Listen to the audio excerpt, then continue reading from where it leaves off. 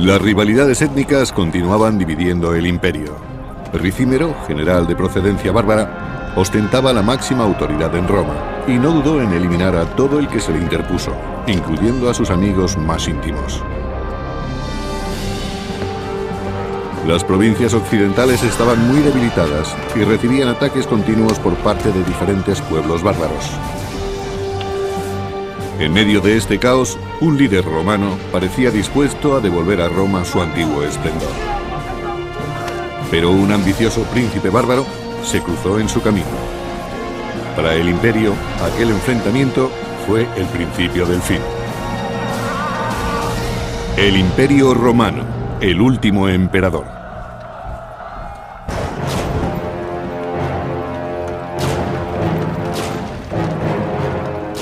En el siglo V después de Cristo, el Imperio Romano Occidental no era más que una sombra de lo que había sido.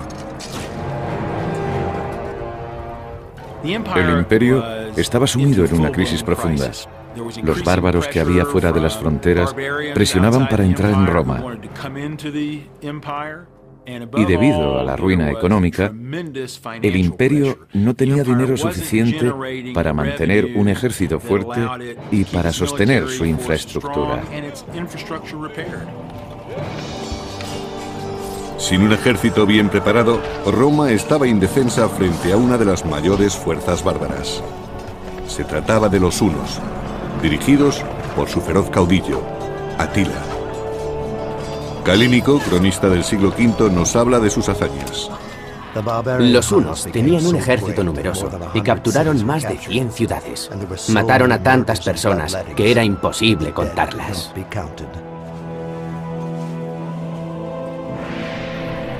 Los hunos, una tribu nómada del este, terminaron de arrasar el imperio. La verdad es que ya no existía el Imperio Romano Occidental. Las provincias de Occidente se habían disgregado y los enfrentamientos eran continuos. Había tantos reinos, tantos ejércitos luchando por el control, que en realidad no existía ningún control.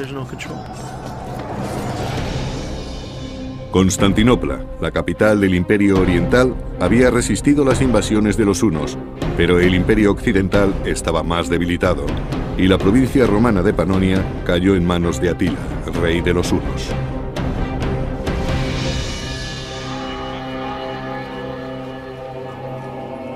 Ahora, en los antiguos territorios del imperio, los romanos obedecían a sus invasores, los hunos.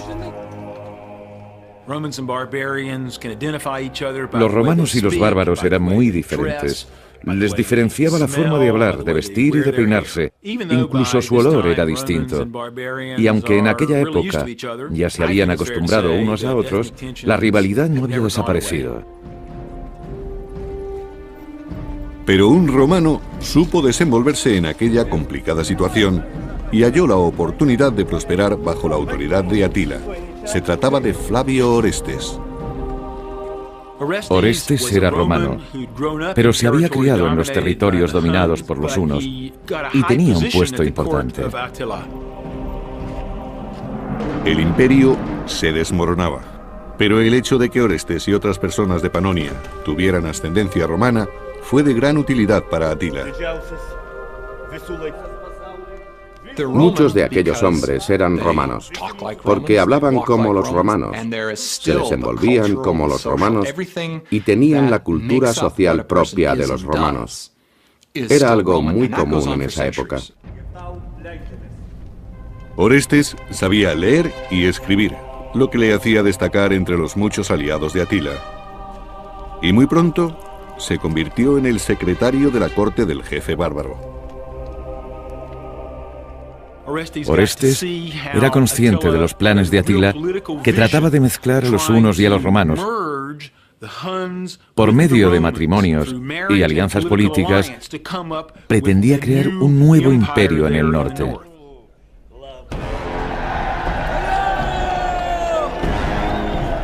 Orestes era uno de los colaboradores más cercanos de Atila y fue testigo directo de la crueldad de la justicia bárbara. Como romano, debió de sentirse ofendido. Había mucha rivalidad entre los bárbaros y los romanos. La mezcla de culturas suponía un problema insalvable en muchos casos, aunque ambos pueblos trataban de cooperar en los asuntos importantes o en los intereses comunes. La verdad es que existían muchas tensiones. Orestes detestaba que los bárbaros torturaran a los romanos, pero los planes de Atila despertaron también su ambición. Cuando Orestes servía en la corte de los hunos, observó que su rey, Atila, pretendía crear una poderosa nación partiendo de la nada. Fue entonces cuando comprendió que era posible levantar el antiguo imperio. Si un rey unificaba a los bárbaros y a los romanos, Roma recuperaría el esplendor de los primeros años, de la época de los primeros emperadores. Orestes trabajaba al servicio de los bárbaros, pero siempre se sintió romano. Pensaba que su pueblo era superior y deseaba que el imperio recuperara su antigua gloria. En el año 453 después de Cristo, el reinado de Atila terminó de manera inesperada en su noche de bodas. Fue un duro golpe para los hunos y para los aliados bárbaros. Su esposa lo encontró muerto por una hemorragia. Temió que la acusaran de asesinato y pasó la noche junto al cadáver. Según Jordanes, historiador del siglo VI, murió no por herida mortal, ni frente al enemigo, ni por traición, sino felizmente en el placer y sin dolor.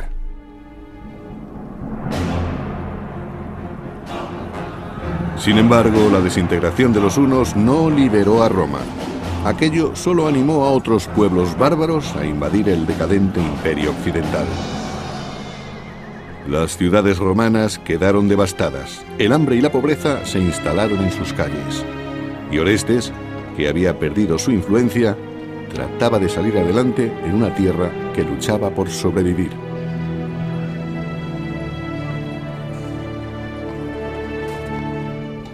En algunos casos, según la región, la infraestructura se derrumbó muy deprisa. Los acueductos fueron abandonados y la alfarería perdió calidad. Todo se vino abajo. La planificación urbanística se deterioró y los edificios quedaron descuidados. Fueron tiempos de miseria y pesimismo. Los detalles de los viajes de Orestes se han perdido, pero como auténtico romano, se negó a admitir que el imperio estaba a punto de hundirse. Deseaba recuperar sus valores y su civilización, y con esta esperanza decidió ponerse en camino hacia Roma. El imperio romano ya había caído. Sin embargo, sus líderes se negaban a admitirlo. Y muchos de sus ciudadanos tampoco podían aceptar que Roma desapareciera. Pensaban que mientras hubiera un emperador en el trono, Roma existiría.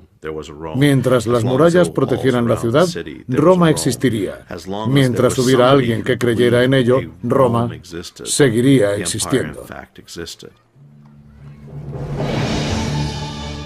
A mediados del siglo V, después de varios años de ataques bárbaros, Roma firmó un tratado con la poderosa tribu de los burgundios. El imperio aceptaba ceder parte de sus más prósperos terrenos a cambio de ayuda militar. Los burgundios provenían de Escandinavia y se asentaron en el sur de las Galias. Fueron los primeros territorios que se escindieron del imperio. Las regiones se iban separando lentamente. Podría compararse a la reacción de un cuerpo humano cuando se enfría. El organismo está programado para que el corazón y el cerebro sobrevivan más tiempo. Los dedos de la mano, los pies, son lo primero que deja de funcionar, y algo parecido ocurrió en el imperio. En compensación por las tierras, los burgundios proporcionaron mercenarios a Roma. Pero aquel tratado solo sirvió para prolongar la agonía. La tierra es la principal fuente de recursos, y cuantas más propiedades cedían a los bárbaros, menos dinero recaudaban los romanos. y por lo tanto tenían que seguir cediendo tierras para que al menos su ejército permaneciera fuerte. Era un círculo vicioso que conducía cada vez más deprisa al desastre económico. El jefe de los burgundios, Gundebaldo, era hijo de un poderoso caudillo bárbaro. Su tribu proporcionó muchos mercenarios al imperio cuando éste comenzó a debilitarse.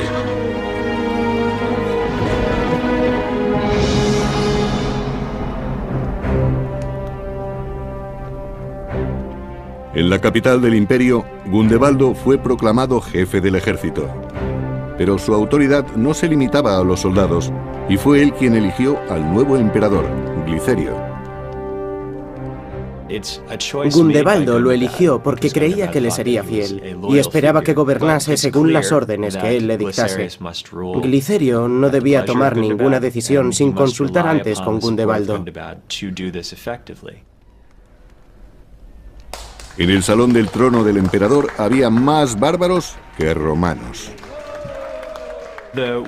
En aquellos momentos, el ejército romano se componía principalmente de bárbaros.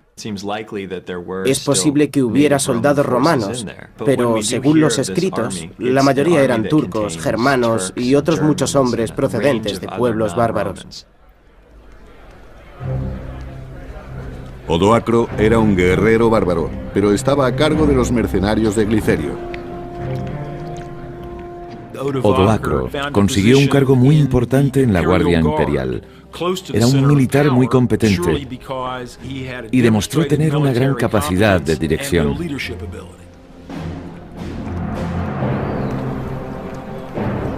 Tras la muerte de Atila, Orestes se había encontrado con una Roma decadente. Enseguida se dio cuenta de lo mucho que el imperio había cambiado desde sus días de gloria.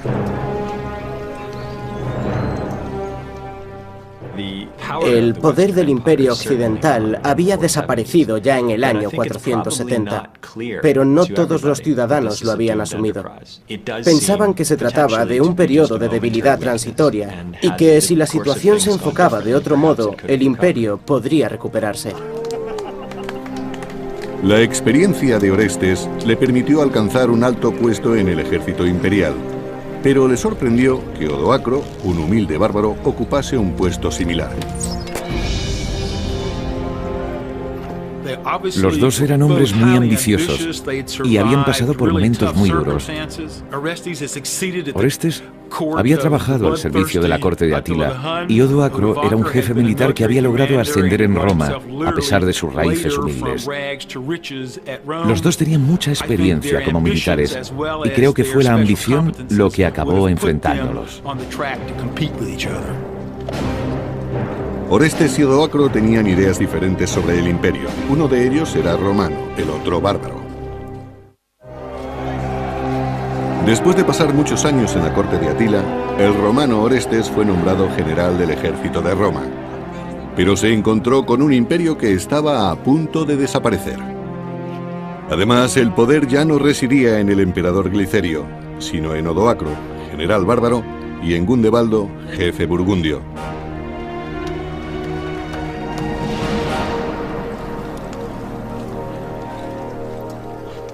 En el pasado, Roma ya había integrado mercenarios bárbaros en su ejército para asegurarse de que no consiguieran demasiado poder. En el siglo V, las tribus germánicas mantenían su identidad dentro del imperio. Conservaban su vestimenta, comida y cultura, así como su estructura administrativa, política y militar. Resulta extraño, pero no estaban romanizados. Y ahora los guerreros de Gundebaldo ostentaban el mismo poder que los romanos en el ejército imperial. El ejército del emperador Glicerio, dirigido por el general Gundebaldo, incluía muchos grupos étnicos, también soldados burgundios, pero todos juntos formaban el ejército de Roma. También hubo tensiones en el ejército a causa de la rivalidad entre romanos y bárbaros. Los romanos pensaban que, tratándose del ejército de Roma, ellos deberían ocupar un puesto más alto y que los bárbaros deberían ocupar puestos inferiores. El poder del ejército romano desapareció cuando estalló la violencia entre sus filas y el estamento militar acabó dividiéndose. El general Orestes terminó aceptando que aquel problema era imposible de resolver.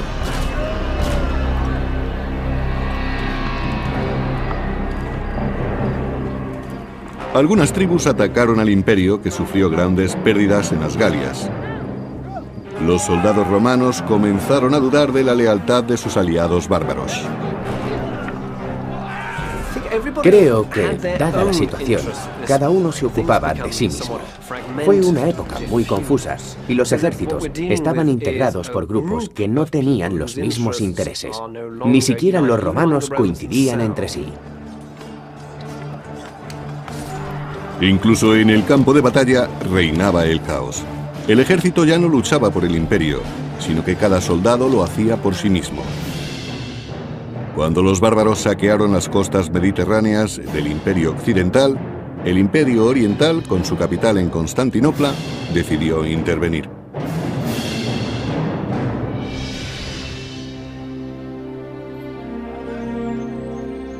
En su palacio fortificado, León, anciano emperador de Oriente, disfrutaba de la seguridad de su imperio. A mediados del siglo V había dos imperios distintos, el occidental y el oriental. El imperio oriental era muy próspero, pero el occidental no. León culpaba a Glicerio de los fracasos de Roma y decidió intervenir. De modo que proclamó un nuevo emperador de Occidente, Julio Nepo. Nepo ocupaba un puesto importante en la corte oriental y fue elegido para gobernar en Occidente. Además, estaba emparentado por matrimonio con el emperador León. Era la persona adecuada para dirigir una invasión.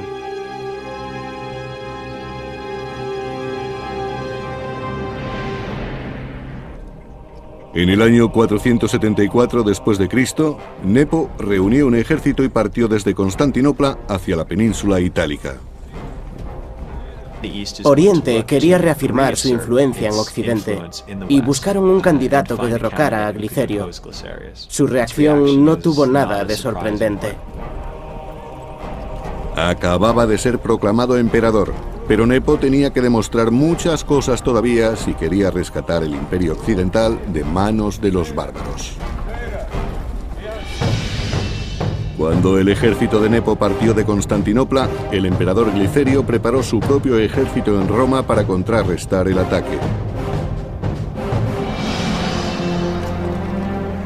Pero cuando Glicerio ordenó a Orestes y a Odoacro que aprestaran sus tropas para el combate, comprobó la falta de lealtad de los bárbaros. Gundebaldo y los burgundios le habían abandonado.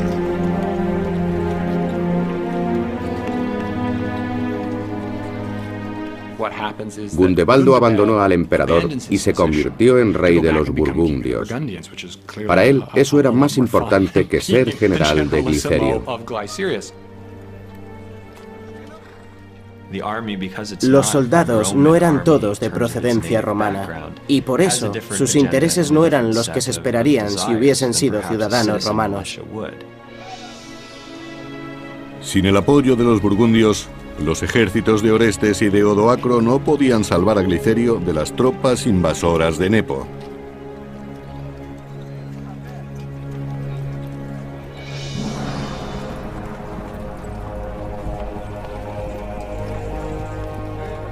Cuando Nepo se acercaba a Roma, Glicerio salió a su encuentro, pero no a luchar, sino a pedir misericordia.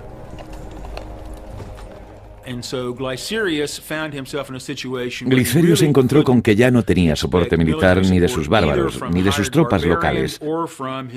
Cuando el Imperio Oriental envió a Nepo para que se hiciera cargo del Imperio Occidental, Glicerio tomó la única decisión racional que podía tomar. Se rindió sin luchar. Nepo, que había ido a Roma a derrotar a Glicerio, perdonó la vida al emperador. Nepo quiso aparentar que se trataba de un acuerdo legal y que sería proclamado emperador contando con el apoyo de Glicerio. Quería que pareciese que Glicerio lo consideraba más indicado para gobernar.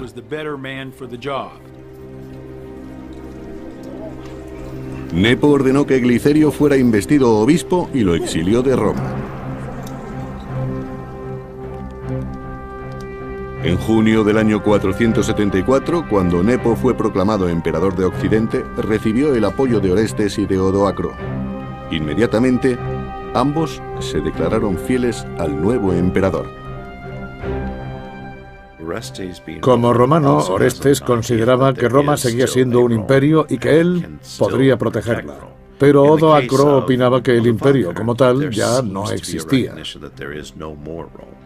Se trataba de dos militares muy competentes y muy capacitados, pero la existencia del imperio que querían remontar era dudosa.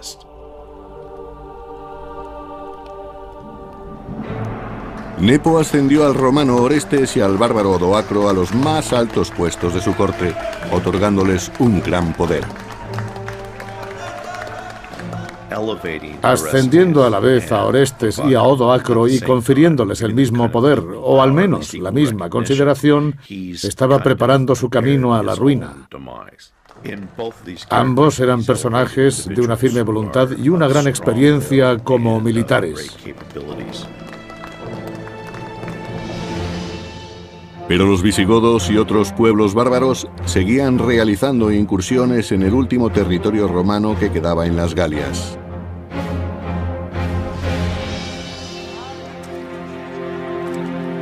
En la región que ahora se conoce como la Provenza, en Francia, había una próspera comunidad romana. Pero a partir del año 470, sus pobladores sufrieron muchos ataques por parte de los visigodos.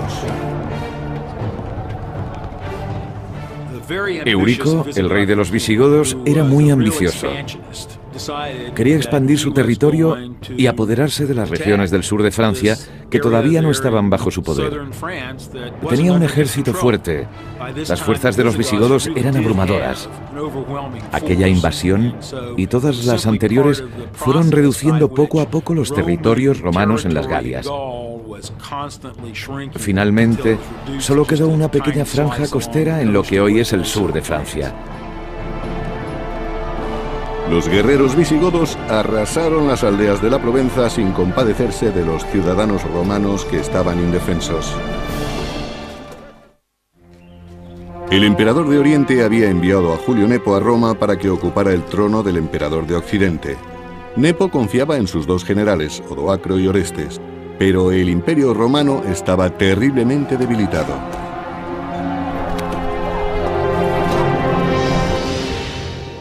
Los bárbaros visigodos invadieron el sur de las Galias, forzando a combatir a las legiones romanas de la frontera.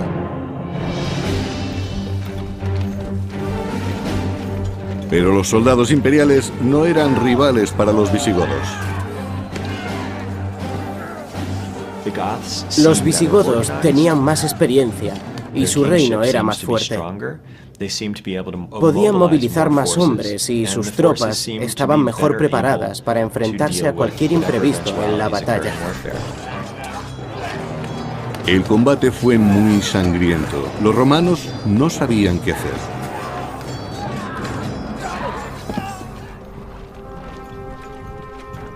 Aunque el general Orestes no tenía experiencia en el combate, el emperador Nepo le ordenó partir a las Galias para expulsar a los bárbaros.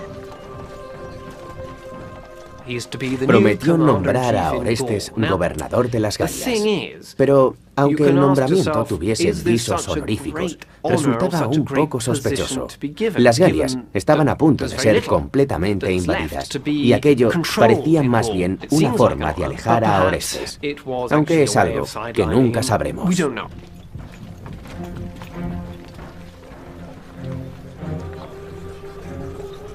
Pero en su campamento en la frontera romana, Orestes planeó una estrategia e intentó dejar a un lado a Odoacro y al nuevo emperador, Nepo.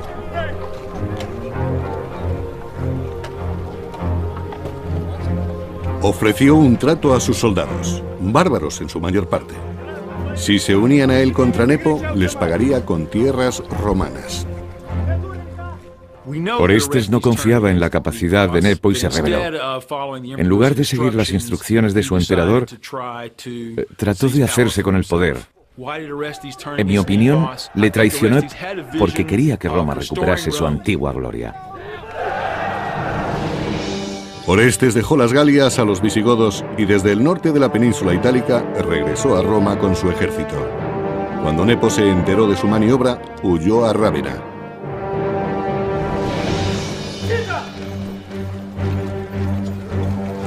En agosto del año 475, Orestes marchó hacia Rávena y ordenó a sus tropas que buscaran al emperador.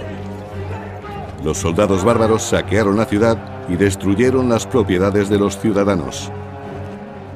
Orestes debía pensar que Nepo estaba vendiendo el imperio romano a los bárbaros. O quizás su ambición era muy fuerte y deseaba hacerse con el poder de todo el imperio. Pero a pesar de las amenazas, nadie reveló dónde se escondía el emperador. Nepo hubo de abandonar la ciudad en secreto. Según Jordanes, historiador del siglo VI, Nepo huyó a Dalmacia y vivió allí como un ciudadano más. Curiosamente, se trataba de la misma ciudad en la que el emperador Glicerio había sido nombrado obispo. Nepo vivió exiliado, pero se hizo llamar emperador hasta el año 480. Algunos historiadores le favorecen considerándolo el último emperador, pero hacía ya mucho tiempo que no lo era. Tras la huida de Nepo y con los soldados bárbaros bajo su mando, Orestes pensó que podría restaurar el orden en un imperio sumido en la anarquía.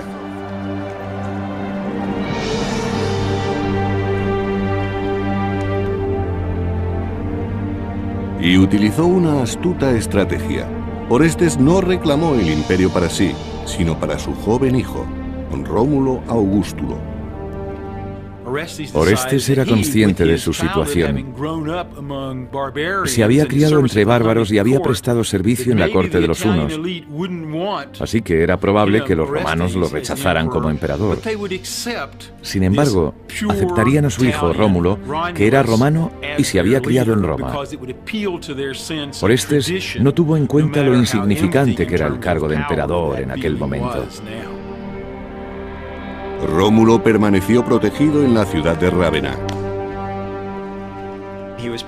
Rómulo estaba al cuidado de su tío Paulo. Todavía era solo un adolescente, de ahí que su segundo nombre fuera Augustulo, pequeño Augusto. El joven Rómulo obedeció las órdenes de su padre.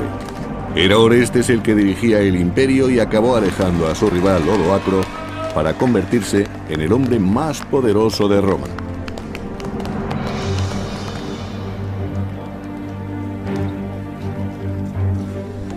Pero Orestes ignoró la deuda contraída con los soldados bárbaros y después de haber cumplido su parte del trato, estos le exigieron el pago de lo acordado.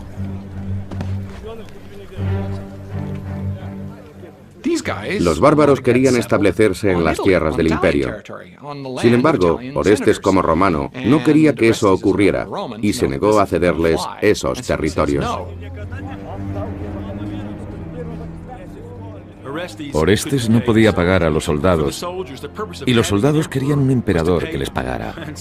Por eso, cuando Orestes no les dio el dinero ni las tierras que les había prometido, los bárbaros decidieron que solo tenían una opción: librarse del emperador y nombrar otro que sí les diera lo que demandaban. Con la ayuda de sus guardias, Orestes logró escapar, pero subestimó el poder del ejército bárbaro. Y los soldados buscaban venganza.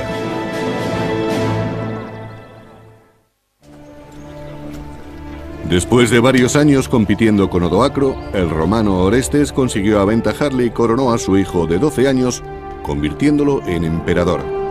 Pero las tensiones aumentaron cuando no pagó su parte del trato al ejército bárbaro.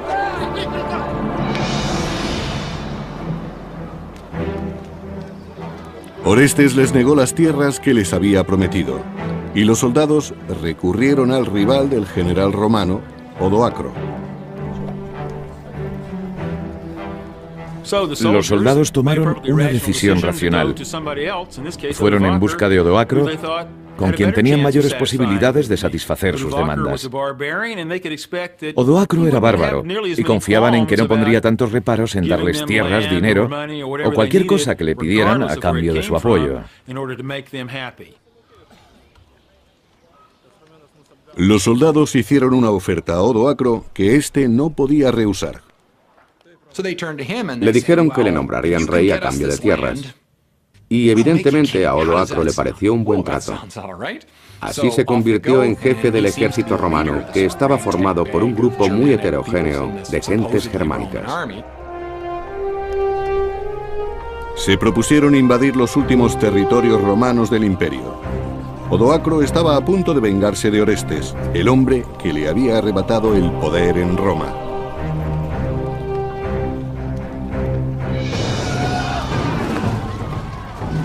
Inmediatamente sus huestes empezaron a saquear las ciudades romanas. Según los historiadores, estuvieron saqueando ciudades durante varios días. A los ricos les arrebataron todo su dinero. Los soldados bárbaros habían arriesgado su vida por un imperio que no sentían como suyo y consideraron que Roma tendría que pagar con sangre lo que no podía pagar con dinero ni con tierras. Su situación era comprensible. Los soldados del imperio no tenían buenos salarios y de repente un día dejaban de pagarles. Y no ocurrió en una sola ocasión, sino en varias. Estaban al borde de la pobreza y a nadie le interesaba ser leal a un ejército que les dejaba morir de hambre. Odoacro estaba a punto de conseguir aquello por lo que tanto había luchado: ejercer su dominio sobre Roma y sobre Orestes.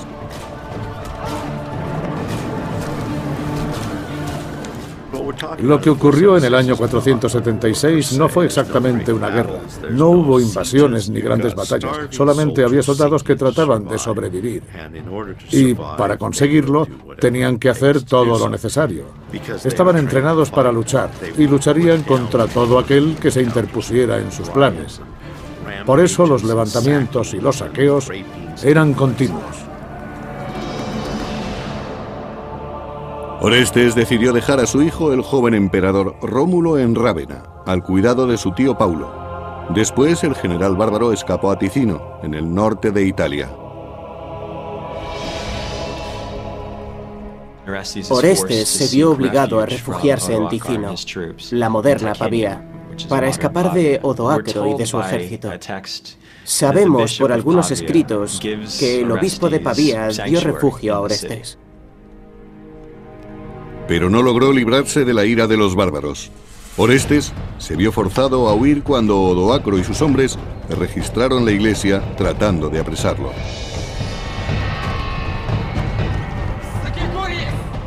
Los hombres de Odoacro robaron todas las limosnas y los donativos para ayudar a los pobres. Y también quemaron muchos edificios, incluida la iglesia. Orestes se dio cuenta de que su sueño de reconstruir el imperio era irrealizable. A Odoacro no le importaba la gloria de Roma.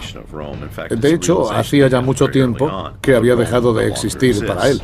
Pero entonces, ¿cuáles eran sus aspiraciones? Orestes y su guardia escaparon de Ticino. Trataban de ganar tiempo para preparar el enfrentamiento contra Odoacro. Hacía mucho tiempo habían sido compañeros en la corte. Ahora ambos luchaban por el poder. Ambos estaban muy orgullosos del puesto que ocupaban y ninguno quería reconocer la autoridad del otro. Por tanto, el enfrentamiento era inevitable. Orestes y su ejército llegaron finalmente a Plasencia, la moderna Piacenza, antes de enfrentarse a Odoacro en el campo de batalla.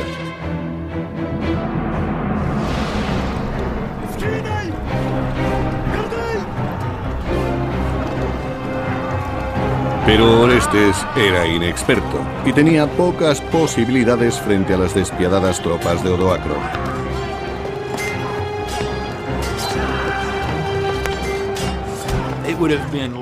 La batalla fue muy violenta. En realidad, no es el entrenamiento militar lo que da la victoria a un ejército. El ánimo y la confianza con que acuden a luchar los soldados tiene mucha influencia en el resultado. Hubo muchos cadáveres, heridos y hombres paralizados por el miedo. Orestes estaba siendo derrotado.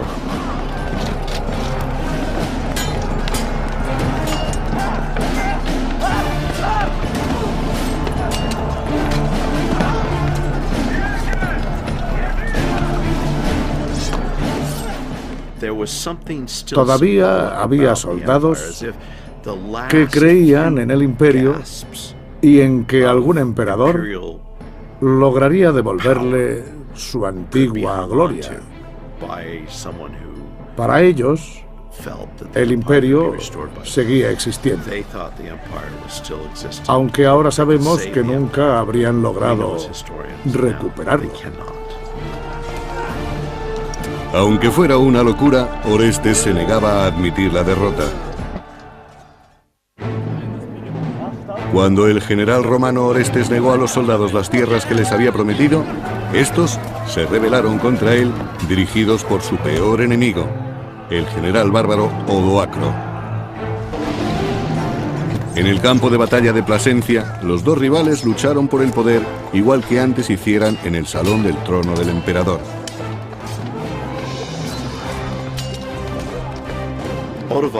Odoacro y Orestes eran los dos personajes más importantes del Imperio Occidental. El futuro de Roma dependía de ellos y deberían haber colaborado juntos. Nunca se plantearon llegar a un acuerdo. Eran demasiado ambiciosos y recurrieron a la guerra.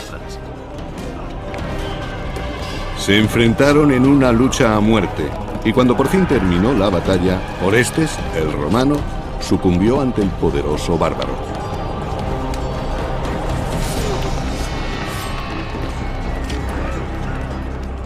No sabemos exactamente qué ocurrió cuando Odoacro capturó a Orestes, pero se cree que lo mató de algún modo rápido y brutal.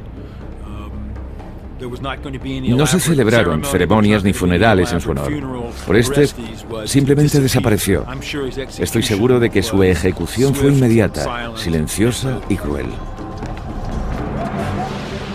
Enseguida, Odoacro y sus tropas marcharon contra Rávena.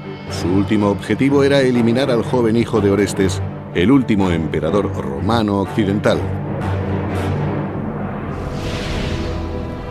Rómulo Augustulo, de 12 años, y su tío Paulo desconocían la muerte de Orestes y no estaban preparados para el ataque de los hombres de Odoacro.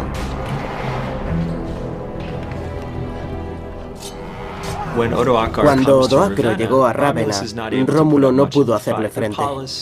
Era demasiado joven y no tenía experiencia, pero Paulo trató de proteger a su sobrino. Los hombres de Odoacro mataron a Paulo y capturaron al emperador. Aterrado, el joven trató de escapar. Era el último emperador romano y los bárbaros habían decidido eliminarle. No pudo esconderse de ellos. No tenía escapatoria. En realidad, Rómulo no era más que un títere. Odoacro no tenía motivos para asesinarlo.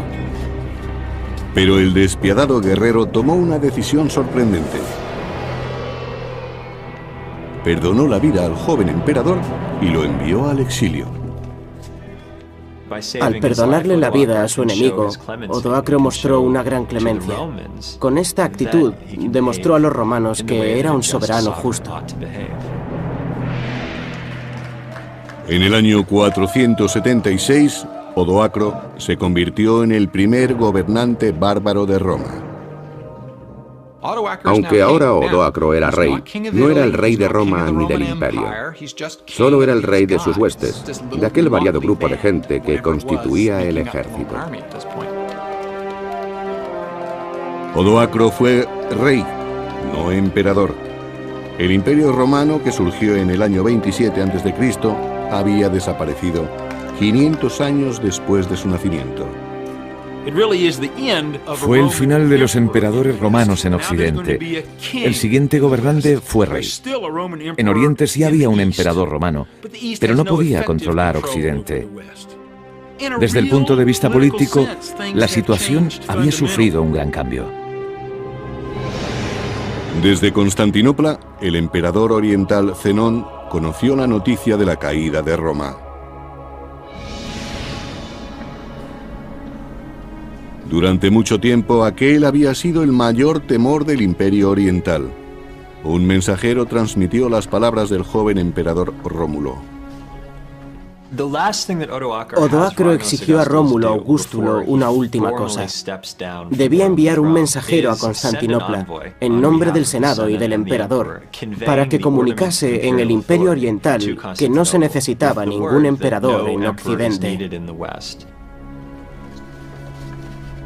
Con un rey bárbaro gobernando en Roma, los símbolos imperiales ya no tenían sentido. Sabemos que Odoacro fue proclamado rey y que no vistió púrpura ni llevó la corona de oro del emperador romano. Él mismo decidió prescindir de los símbolos y las costumbres de Roma. Odoacro tenía la intención de ser algo nuevo, el rey de Occidente, no el emperador. Las vestiduras, coronas y joyas quedaban para el emperador de Oriente. Para Odoacro estas riquezas ya no significaban poder y prestigio, sino fracasos y pérdidas. Los bárbaros y sus familias se asentaron en las tierras que habían pertenecido a Roma. Eran los territorios por los que tanto habían luchado. Occidente estaba ahora en sus manos. Odoacro cumplió lo que había acordado con sus soldados y les dio lo que les había prometido. Demostró a su ejército que era un hombre de palabra. Los territorios del imperio fueron rápidamente ocupados por los bárbaros. Las haciendas se llenaron de mujeres y niños. Al principio, Roma se fortaleció porque aceptó a los extranjeros, pero cuando los bárbaros empezaron a llegar en gran número y quisieron formar parte del Imperio Romano, los romanos ya no pudieron ni quisieron aceptarlos como habían hecho antes. Sus razones eran muy complejas, pero fue un error. El hecho de no aceptar a los extranjeros fue lo que poco a poco debilitó al imperio y uno de los motivos principales de la caída de Roma. Pero a pesar de la caída del imperio, su legado sobrevivió. En lugares remotos como monasterios y bibliotecas, la cultura de la civilización romana se salvó y conservó milagrosamente. El recuerdo de Roma perduró en aquellos lugares en los que prevalecía el deseo de aprender. Muchos libros registraron las costumbres de aquel imperio y con el tiempo sus tradiciones, su literatura y su cultura llegaron a considerarse los cimientos de la sociedad civilizada. Roma nos ha legado una inmensa cultura, especialmente a nosotros, a Occidente, y también muchas instituciones y terminología.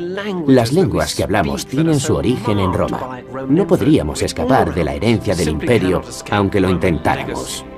Y eso es lo más importante de todo.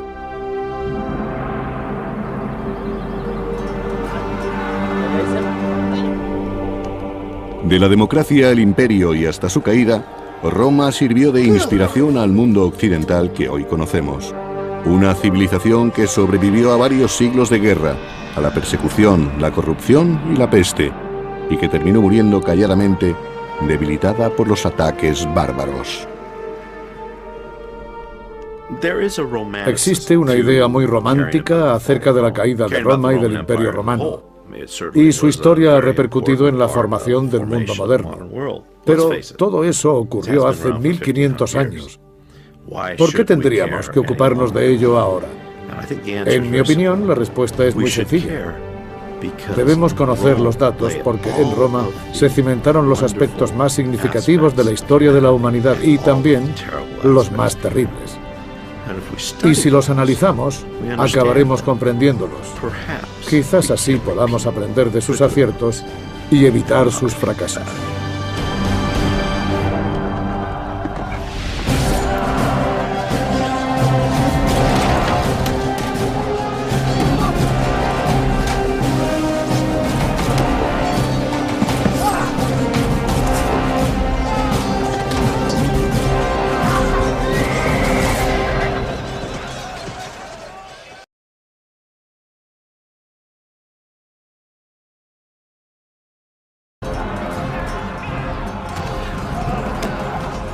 Las rivalidades étnicas continuaban dividiendo el imperio.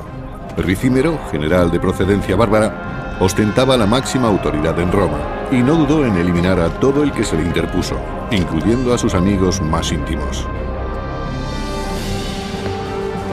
Las provincias occidentales estaban muy debilitadas y recibían ataques continuos por parte de diferentes pueblos bárbaros.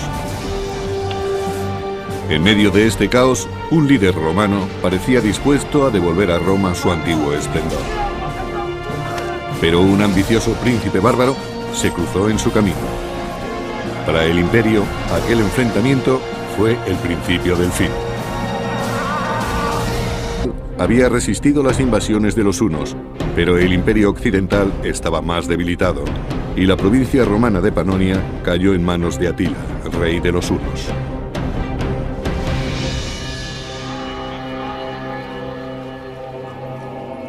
Ahora, en los antiguos territorios del imperio, los romanos obedecían a sus invasores, los hunos.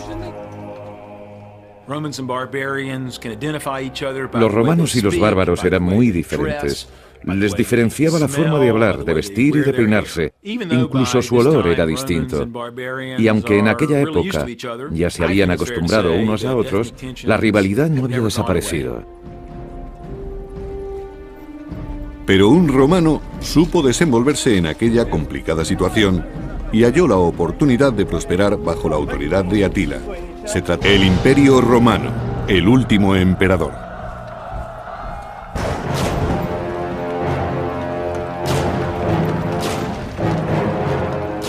En el siglo V después de Cristo, el Imperio Romano Occidental no era más que una sombra de lo que había sido. El imperio estaba sumido en una crisis profunda. Los bárbaros que había fuera de las fronteras presionaban para entrar en Roma. Y debido a la ruina económica, el imperio no tenía dinero suficiente para mantener un ejército fuerte y para sostener su infraestructura. Sin un ejército bien preparado, Roma estaba indefensa frente a una de las mayores fuerzas bárbaras. Se trataba de los hunos, se trataba de Flavio Orestes. Orestes era romano, pero se había criado en los territorios dominados por los hunos y tenía un puesto importante. El imperio se desmoronaba, pero el hecho de que Orestes y otras personas de Panonia tuvieran ascendencia romana fue de gran utilidad para Atila. Muchos de aquellos hombres eran romanos, porque hablaban como los romanos, se desenvolvían como los romanos y tenían la cultura social propia de los romanos. Era algo muy común en esa época. Orestes sabía leer y escribir, lo que le hacía destacar entre los muchos aliados de Atila. Y muy pronto se convirtió en el secretario de la corte del jefe bárbaro, dirigidos por su feroz caudillo, Atila. Calínico, cronista del siglo V, nos habla de sus hazañas. Los hunos tenían un ejército numeroso y capturaron más de 100 ciudades. Mataron a tantas personas que era imposible contarlas.